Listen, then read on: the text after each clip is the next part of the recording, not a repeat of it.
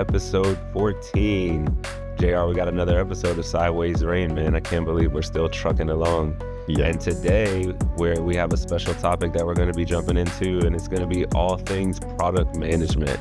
So I'm super excited to get into this. We have a special guest that'll be joining us today to discuss all things product management, and his name is Kenny Corum. So we'll learn a lot more about Kenny, but JR, super excited to dive into this topic with you. Yeah, I'm excited to talk with Kenny. We met 5 minutes ago, so we don't really know anything. So we're really flying off the cuff today. Not only that, but it is actually Memorial Day today. We are working on a holiday, and the Wolves play tonight, so go Wolves. But before we get into it, here comes the rain.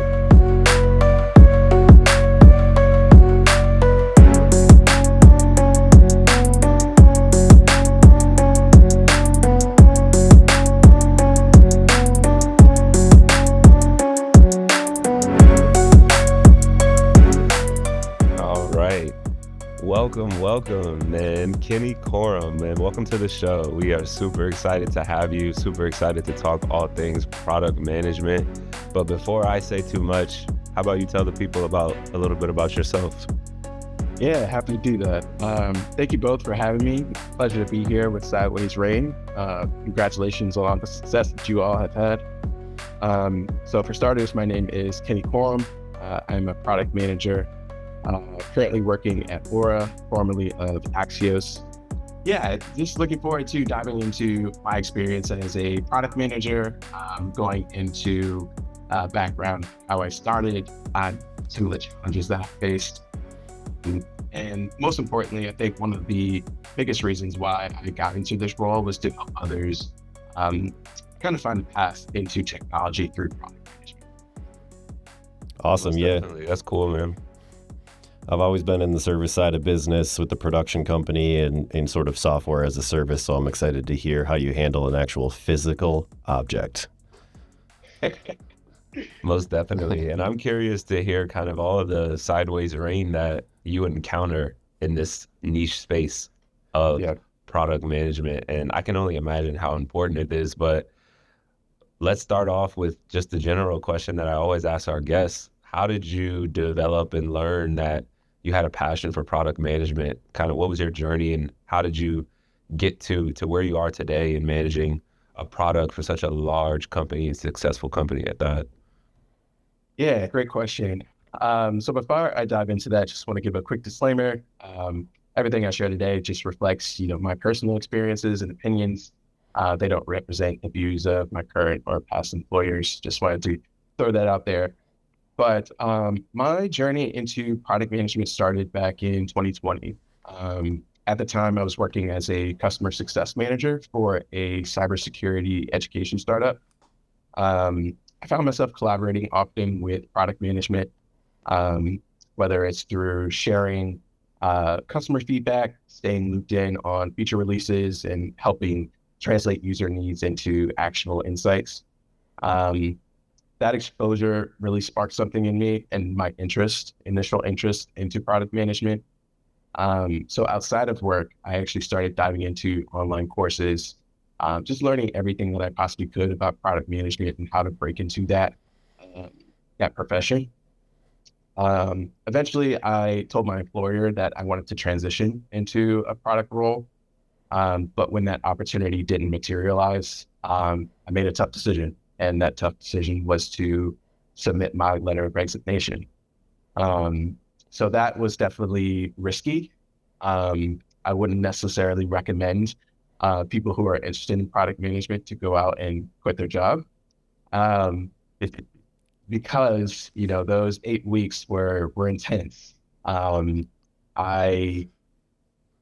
those 8 weeks, I was, networking on LinkedIn, applying to jobs, continuing to learn, brushing up my skills, and preparing for interviews. But that period ultimately set the stage for my first official product role. That's awesome. That's cool that you were able to make such a big change and a big pivot in your career. What would you say kind of was the driving factor to make you feel confident in making that decision at that time? Because I know a lot of people are in similar positions and they'll choose the latter and sticking it out and being unhappy and doing something that pays the bills. But to see that you were able to take that leap, what would you say was kind of the contributing factors to get you to that point to do it? Yeah, and I think you called it out. There are some people right now who are unhappy with their jobs. They feel unfulfilled, maybe some stress. I was definitely feeling that way. And I just had a conversation with myself, if you want to change your circumstances, you have to make a change. And so I just took it upon myself. The circumstances were right. It was definitely a risk, like I mentioned before. Definitely one of the scariest things that I've done in my life. For sure. But I felt like it was the right decision because I felt comfortable taking a chance on me when other people wouldn't. So that honestly gave me the confidence that I needed to make that decision. Yeah, that takes incredible bravery. In fact, we talk a lot about sideways rain, obviously, in this podcast and the things that can happen when you're in a business, but we'll call this Kenny's self-induced sideways rain. I like the self-induced pressure. How do you think your life would have been different if you tried to proceed without leaving your previous job? What did the pressure do for you? That's a really good question. I think if I didn't make that change, I would probably still be in that line of work. Customer success management it's a great profession. It's a great opportunity to become face-to-face with your customers. If you're someone who likes, onboarding customers, having that face time, possibly doing a little bit of sales in terms of expansion, then customer success is a great option. But for me, I just wanted more from my career. I kind of wanted to have a seat at the table, just from my perspective, seeing what product managers do, having an impact on the business in that way. I wanted to do that. I wanted to be part of that group. Kudos. Most definitely. And it's cool because I myself was a customer success manager as well. And I share some of the same sentiments as Kenny. And for me, one of the biggest things that always stood out was when you're in customer success and you're good at what you do, you in some sense become the product manager because you're learning the ins and outs of the product that you're supporting for the customer service that you're trying to deliver to your end customer. And by the time you realize the product in and out, you yourself are a part of the product team. You are giving recommendations. You're telling them firsthand what the customer's happy with, what they're not happy with. And similar to Kenny, that's what kind of propelled me to want to get into the product side of things as well, because once you know it from a user endpoint standpoint, understanding the back end and creating little things and nuances that are going to help improve the overall experience, you want to share those ideas. And you may not be able to go and build it yourself, but you can certainly be a part of the team that does. So I hear you and understand your reasoning 100%. And kudos to you for making that jump because it's not an easy jump. Yeah, that's for sure. Yeah. Kenny, I got a question, and we told you we'd go off script, and I'm not even sure if this is in the script, but we're talking about product management. My experience with that is, specifically through our production side, is the people doing the work actually know the product the best. And so there's often a disconnect between sales and marketing and the folks that actually do the work. How do you reconcile those two things so that when sales and marketing brings a customer in, there's not a lot of surprises? And then the second question to that is, when there is surprises, how do you handle that with the customer to keep them on board? Great question. My response to the first question is product management requires a lot of communication. I think that's something that doesn't get talked about enough for those who are looking to break into this profession. Being able to communicate is crucial because communication leads to trust. Communication leads to relationship building. So being able to build those relationships with stakeholders, whether it be customer success, marketing, sales, that will make or break you as a professional. Um, when it comes to having sideways ring or some disconnect with potential customers, I think it all comes back to just being open and honest. So understanding one, where is the disconnect? Two, what are the intentions of the user? And three, try to come up with strategies to help solve their need. Um, as product managers, you are aware of the technical side. So understanding what can be built and what can't be built. So being honest and forthcoming with sales, marketing, the customers, that's also part of the job as well. Sure. Okay, Kenny. So let's be hypothetical here. We talk about a lot of entrepreneurs and small businesses, startup businesses, right? Let's say I'm a small business owner who isn't really familiar with what product management is. Why would you tell me that product management is important? How would you describe product management to someone who's just getting into the game and explaining the importance of it, not only from a standpoint of why you need it, but why you need it to scale and run a successful business as well? Yeah, absolutely. And I've definitely thought long and hard about this, especially with practice particularly what exactly it is that I do. What I can say is, as it relates to software as a service, so SaaS, as we call it, product management is critical for making sure that you're building the right things. And secondly, making sure that what you do build, it actually solves a need. And then you also want to make sure that whatever you do build is aligning with your business goals and business objectives. Without having a product manager, you do run the risk of building things that probably won't build the needle. And another thing is you want to have someone who can work cross collaboratively, not only with your stakeholders, such as customer success, marketing, but as well as designers and engineers. So long story short, product managers are there to ensure that you're building the right work and that that work is leading to business impact. So listen to the customer. Honesty is key. We talk about that a lot here, and I want to come back to it because it seems like we live in a world, at least in the United States, where people are openly skeptical and they assume you're not being honest. And so as a customer success manager or a product manager, they feel that marketing or what they're being told is intentionally misleading. And that goes all the way to the top, right? We live in a political environment of alternative facts, and we're not going to get into politics here today. We're just going to fly right by that. But how do you earn trust with a customer when they're inherently coming to the call or the meeting in a skeptical mind frame? Excellent question.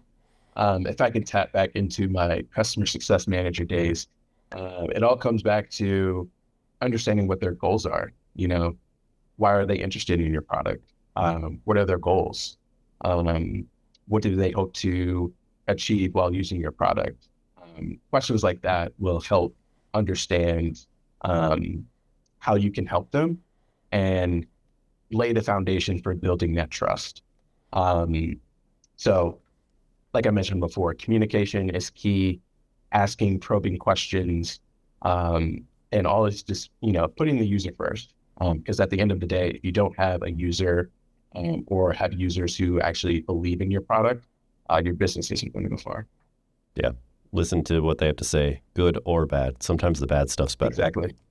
Yep. And JR, we're living that right now with Wift in terms of building something based on what you think the people want and actually listening to the feedback that you get and making sure that you're building it to a T to that feedback and not what you think is interpreted in that situation. So it's funny that you say that because we are definitely going through that as we speak. And even from the product management side, we're learning how important it is, one, to define what you're building and if it aligns with what the people want. So it's cool to hear another perspective and also kind of validate what we're going through in real time. With that being said, when it comes to product management, there's a lot of misconceptions within the professional realm of technology and SaaS for service, things of that nature, right? So in terms of when you are, how do I want to ask this question? What would you say are some of the biggest misconceptions regarding product management in the current world today? I've heard some where it's like you have to be super technical, you have to be able to talk technical and know how to code and deal with APIs, things of that nature. What are some of the misconceptions that you have experienced in your career? Yeah, I think for me, the biggest misconception is that you need to have a technical background or you have to have a business background. Just to share a little bit more about, my background, I actually went to school. I declared as an athletic training major at first, and then I got into nursing, and then ultimately I graduated with a degree in public health. So if you went just based off of my educational background, it's like, how the heck did you get into product management? um, but I have just always been someone who has been interested in technology and working collaboratively, I should say. And just through my experiences working kind of alongside product management over the years, I was like, okay, this is a profession I can see myself doing.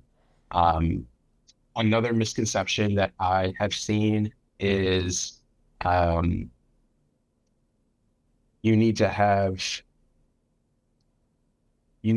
product manager experience in order to get your first product manager job. That's definitely not the case. I am an example of that. Definitely wouldn't recommend, going out and quitting your job today.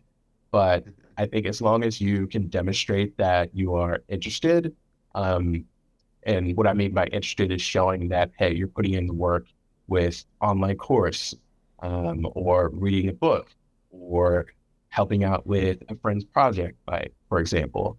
I think that will go a long way in helping you getting your first product manager job. Yeah, we do a lot of that here where even when we're doing interviews with people, it isn't necessarily about their technical ability or their ability to produce an event. It's who are they as a human and are they teachable? Are they willing to learn? Because none of us know what we're doing when we enter the workforce. I had a similar path. I started in engineering in college, and then I went to philosophy, and then I went to business management, and then I ended up getting a visual communication degree. And then I started as a producer. And when I started as a producer, I had no idea I'd end up leading a company someday.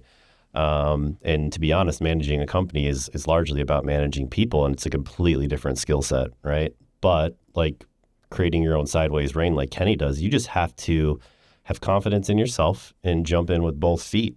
Even if you have a limited management experience, just get in there, get your hands dirty, be willing to learn. Like you said, Kenny, take some courses if you can, learn along the way, find a mentor. As long as people are willing to learn, they can create great value. And I like that mindset. You said even your professional development after you got in, it's not like you got the job and you quit learning. You just kept going. Exactly. Yeah, it's definitely continuous. So I have read some books in my day, taken some more courses, but what I've found has been the best teacher is experience. So just being open to different projects, volunteering to help out different projects, over the course of my career, that's definitely been helpful. And then something I should have mentioned in my previous answer was you want to make sure that you're going into a situation with a good management team in place. I have been extremely fortunate to have worked for some extremely talented and just humble product directors. So Ben, if you're listening to this, Ben, he was my first product manager, and he just loved the attitude and drive that I had. And he was very good about just making sure that I got off to a good start. So for my first product job, my initial responsibility was creating documentation. So creating documentation for our existing product features and upcoming product features, and then sharing that with our customer support team and marketing for sales collateral. And over time, I ended up creating just like this library of documentation that was used to help our customers. And then over time, my responsibilities expanded, whether that's through quality assurance testing, writing user requirements, things like that. So if I could tell anyone who's interested in getting into product management, just make sure that you are going to a situation that you have support from the jump, because that will lead you to success. Most definitely. Has there ever been a project or an organization that you have worked for where you've seen a lack of presence from the product management side? And if so, what are some of those downstream impacts that you've gone through and you've seen firsthand from a not so strong PM standpoint? Really, really good question. I can speak to one project that I worked on recently. I think when a product manager isn't brought on, let's say to like a kickoff call or the initial scoping session, that leads to some ambiguity. You kind of dive in headfirst with development without clear-cut requirements. Yep. So that one leads to a prolonged development and launch timeline. Two, you're building something that may not be meeting the needs of your users and business. And three, it makes it difficult to prevent scope creep. So if you're a product manager or if you've heard of scope creep before, that is when, oh, what if we added this button here or added this feature here? So you definitely don't want to get caught in scope creep, because that can prolong your development time, your launch time, and ultimately cost you more money in the end. Yeah, we've learned that lesson the hard way a couple of times, where if you don't have a clear, clean, and comprehensive onboarding process, you're going to get down the road and the client's going to want something that wasn't communicated. Then there'll be a battle around budget. And if you had made clear expectations on the front end and clearly defined what the project scope is, that battle's a lot easier to have, to say like, no, that's either inside the scope or it isn't. And if you ask for something more, it costs more, right? Exactly. They call it minimal viable product for a reason. You want it to be minimal. You want to be able to understand, what the success criteria is, what are the goals for that MVP, so that way you can take those findings and iterate from there. Right on. A little bit ago, you mentioned you like to read books. Do you have a book you'd recommend to this audience? I don't have a book right now that I'm reading, but I will say that the Product Podcast, anywhere that you get your podcast, is a good listen. They have a lot of episodes from PMs who have worked from Google, Amazon, Stripe, things like that. That is a great way to understand how kind of like the elite product managers have not only laid the foundation for their career, but how they were able to scale. Cool. That's the Product Podcast. Mm-hmm. All right. We'll put a link in the description, Kris. Yeah, we'll have to check that out. I definitely need that in my life. For sure. So obviously, Kenny, you and I know each other on a personal level. We've been very good friends for a long time. So I can say that I was super excited when you landed your new role at Oura. But for the listeners out there that maybe aren't familiar with your current role or the current company that you work for, tell us a little bit about Oura and what you've been doing as a PM, if you're able to share, as a PM at Oura, and what's that experience been like? Yeah, thank you, Kris. I appreciate that. Just to give you a little bit more context, I applied for Oura back in November, and the process It took some time, obviously, when you apply for a job in November, holidays come up, so that definitely extended the process. But um, I have to give a shout out to the recruiter who I worked with and everyone on the hiring team, just because it was such a positive experience. And just going through that was really beneficial to me, just as a product manager and as a person. And the reason why I say that is because the people who work at Aura are just, they're so nice. They're very humble, intelligent, and welcoming. So that just made the process very smooth and easy for me. But for those who haven't heard of Aura before, Aura is a health wearable. So it's a ring that you wear on your finger, and it tracks everything from your sleep, your stress, your physical activity, and it gives you all of these unique insights straight to your mobile device. So if you're interested in learning more about your sleep, or your stress or anything like that, definitely go to the Aura website and check out the suite of rings that we have. But going back to my role at Aura, I am the product manager for our member experience products team. So I own the roadmap for Aura's customer support tools, everything from agent platforms to chatbots and self-service.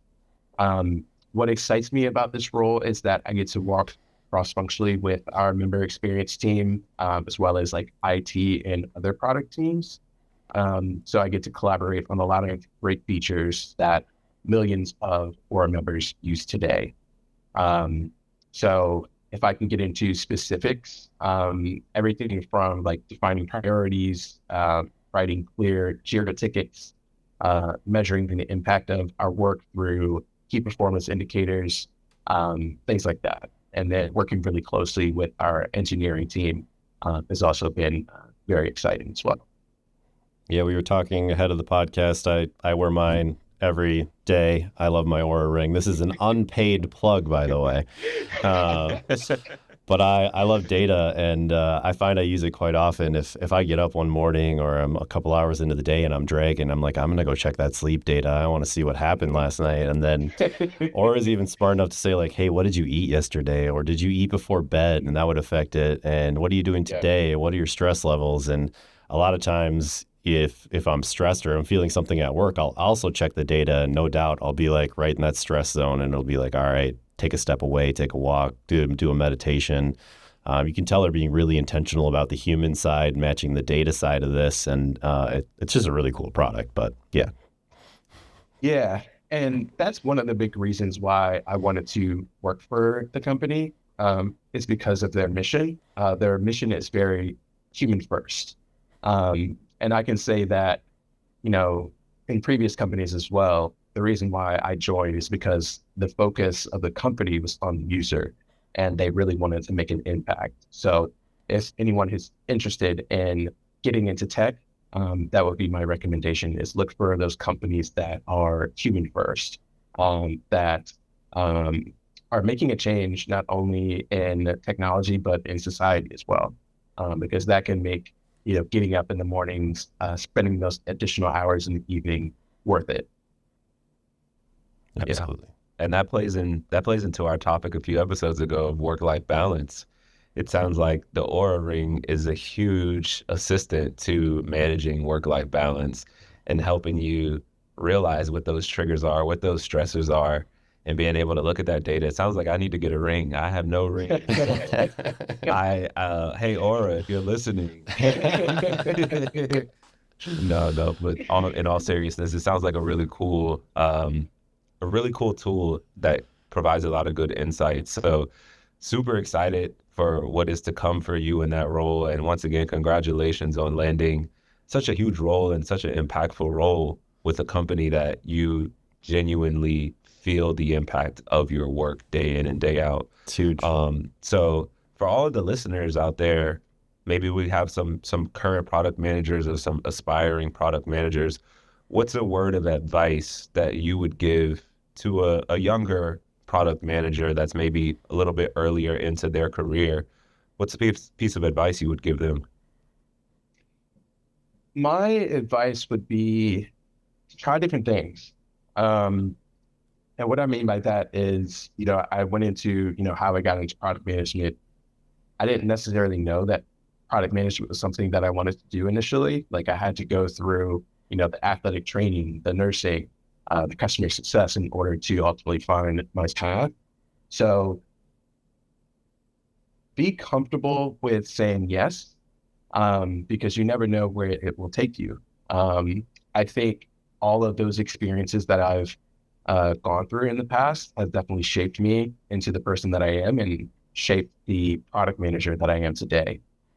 So everything from communication skills, having empathy, uh, being able to speak strategically, um, knowing that I'm not the most, how do I want to say this? Knowing that I don't know everything is actually helpful as a product manager, because as a product manager, you want to find the answers.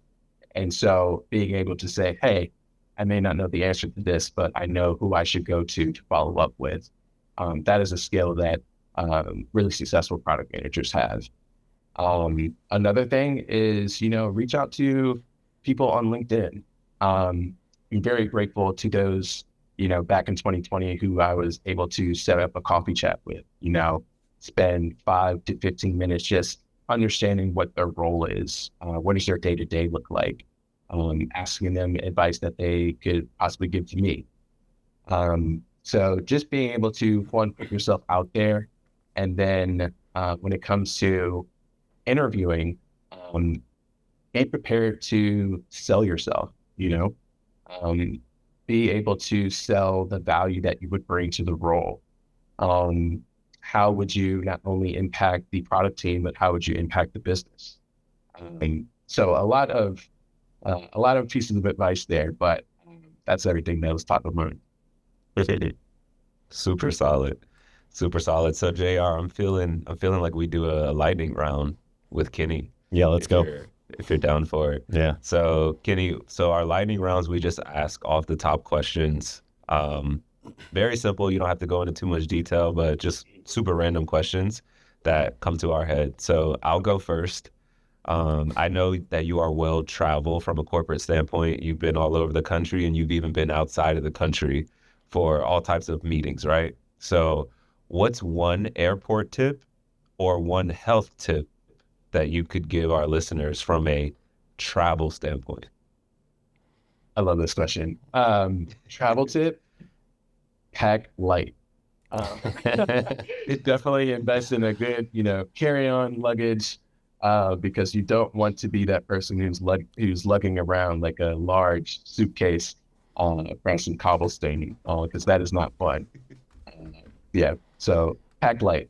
Yes, and stay hydrated. Absolutely. Water's key. Okay, you're well traveled. This is just off the top of my head. Best place to get a hamburger in the United States? Whoa, best place to get a hamburger in the United States. I'm gonna go to Washington, D.C., where I used to live. There's a spot called Union Market, and I'm kind of blanking on the name, but they have, actually I just remember, it's called Lucky Buns. So if you're in the DC, Northern Virginia area, go to Union Market and look for Lucky Buns. It is one of the best burgers that I've had, and their fries are to die for. Nice. So check out Lucky Buns. Another unpaid product placement. I don't think I've been there. I'm gonna have to check that out for sure. It's good. It's good. Okay, cool. So I know for me, whenever I've worked from home for probably the last 6 years, right?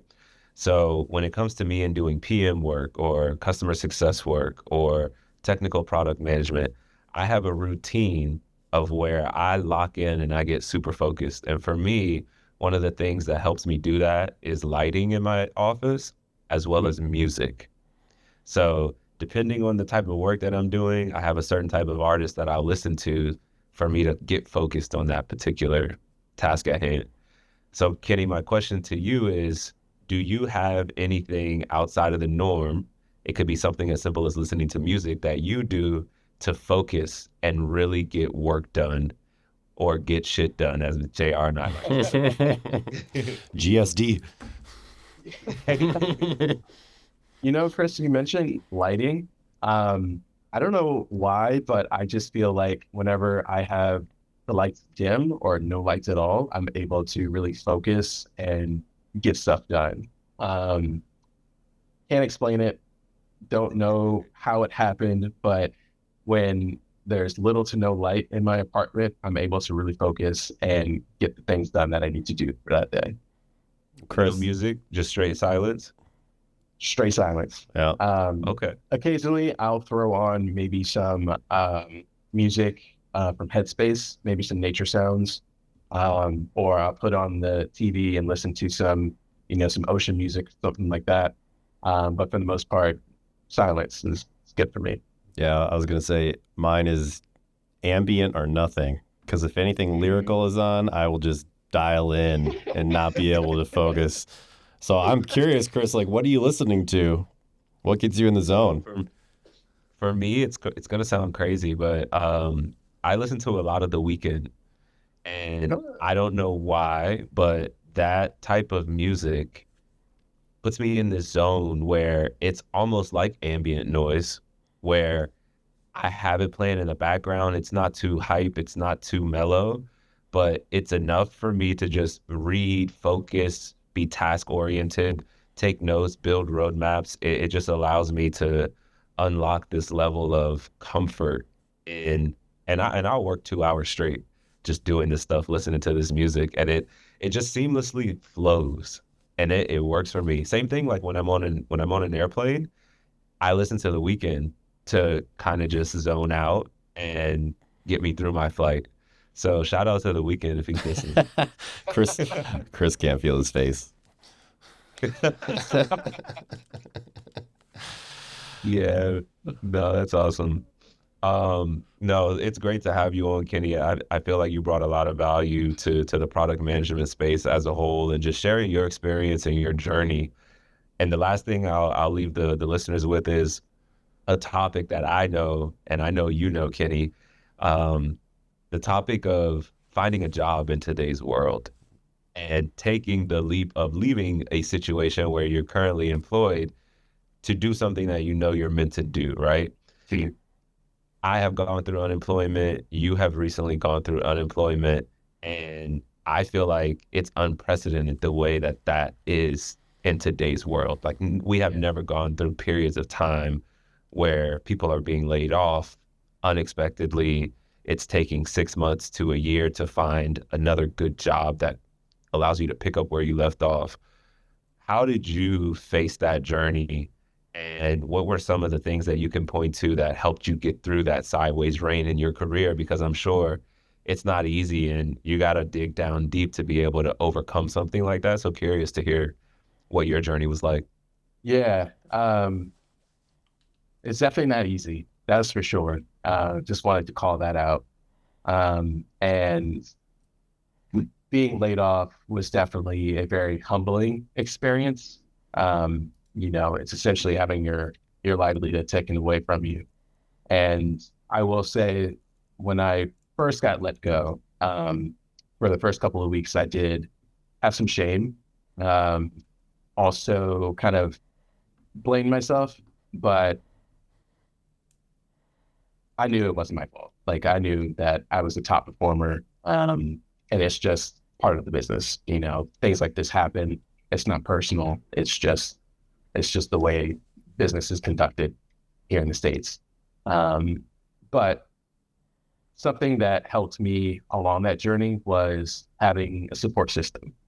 So having you, some of our other friends, family, being able to confide in them was definitely helpful. Having hobbies, whether it's fitness or photography or just going out for a walk, that can do wonders for you. And then also coming up with a game plan, really being intentional with the role that you want to get into, and having a very intentional, narrow search. I've read on LinkedIn, people who have sent hundreds of applications a day. I can't see myself doing that, but if that's something that you find value in, definitely, continue doing that. But I limited myself to at least, 2 to 3 applications a day because I knew that the organizations that and positions that I was applying for were within my interest. And I had a lot of success with that. Another thing is don't be afraid to reach out to someone who currently works within the company, maybe in a similar or adjacent role, and just asking for a coffee chat. If they don't respond, no harm, no foul. But if they do, that's a great opportunity to understand what it's like to work for that company, what it's like to work in that role. And it could give you a leg up into possibly getting a referral or getting an interview. So my advice is to just don't give up on yourself. Make sure that you have a plan and also make sure that you're taking care of yourself. Most definitely. Last question. Are there any upcoming releases, any cool features that you're working on that you're able to share with the people about Oura and all of the great things that are coming our way? I can't share too much, but I will say that we did release a new feature for meals. So with that feature, you're able to go to your app and actually take a picture of your food. And Aura will let you know how nutritious or how good that food is for you, and possibly give you some recommendations on how you can improve your nutrition from a photo. Mm-hmm. That's amazing. Yep. That's cool. Awesome. Well, can't say how happy I am to have you on the show, man. We appreciate your time. Anything you want to say to the people before we let you go? Anything you want to promote? Any ideas that you're working on? Things of that nature? No. But if you are interested in connecting with me, you can find me on LinkedIn, or if you are an aspiring product manager or looking to get into product management, you can definitely feel free to reach out to me through LinkedIn, or you can reach out through my email. I'll make sure to send that over to you guys and put in the show notes. Awesome. Kenny Corum, ladies and gentlemen. Thanks, Kenny. Thank you for having me. All right, Kris, a lot of stuff to unpack in that episode. What are your takeaways? I got to get an Oura ring. It sounds really cool, and it sounds like it could help me in my day-to-day, and for like sure, I said before, with my work-life balance. But no, most importantly, on a serious note, I walked away learning how much of an importance product management is, more so than I already knew. And hearing a like-minded professional like Kenny, it just really sets in stone the impact that product management has. So I know that you and I are going through that right now with Wift, and you've probably gone through it in other companies, but it's an essential thing. Yep. Yeah. But what were some of your key takeaways? I think, basically Kenny said you have to listen to the customer and actually listen and answer their questions, right? Instead of just waiting for your turn to speak or talking about a feature or going off bullet points. So make sure you're listening, you're taking the feedback. All feedback is good. I'd rather have data than no data, even if it's not the data that I want. So just make sure you're listening to your customers and giving them truthful answers so you can earn that trust. Most definitely. Well, until next time, we'll see you guys then.